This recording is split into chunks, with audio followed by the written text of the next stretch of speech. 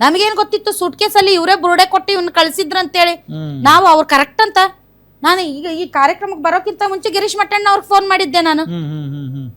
ಗಿರೀಶ್ ಮಟ್ಟಣ್ಣವ್ರೆ, ನೀವು ಏನಾದ್ರೂ ಮಾಹಿತಿ ಕೋರಿದೀರಾ ಇದು SIT ತನಿಖೆದು ವರದಿ ಅಂತ?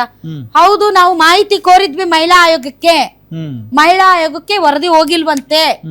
ಅದನ್ನ ಮಹಿಳಾ ಆಯೋಗ ನಾವು ಸಲ್ಲಿಸಿರುವಂತಹ ಏನದು RTI ಅಡಿಯಲ್ಲಿನ ಅರ್ಜಿಯನ್ನ ಅವರು ಪೊಲೀಸ್ ಮಹಾನಿರ್ದೇಶಕರಿಗೆ ವರ್ಗಾಯಿಸಿದ್ದಾರೆ.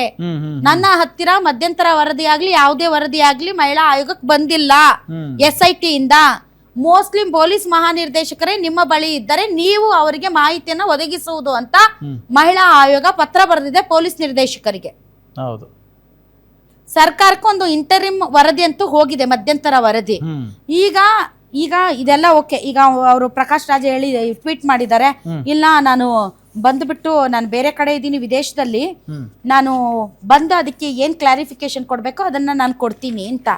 ಬಟ್ ಅವ್ರ ಅಪಗೋತಾರಂತ ಇವ ಹೇಳೋದು. ಪ್ರಕಾಶ್ ರಾಜ್ ಹಗ್ಗಗೆ ಅಷ್ಟು ಬೆಲೆ ಇದೆ ಅಂದ್ರೆ ಆ ಸೆಂಟ್ರಲ್ ಜೈಲ್ ಕರ್ಕೊಂಡೋಗಿ ಎಲ್ಲಾರ್ಗು ಹಗ್ಗ ಮಾಡಿಸ್ಬಿಡ್ರಿ, ಎಲ್ಲಾರು ನಿಜ ಹೇಳ್ಬಿಡ್ತಾರ ಅತ್ಲಾಗಿ. ನಿಜ.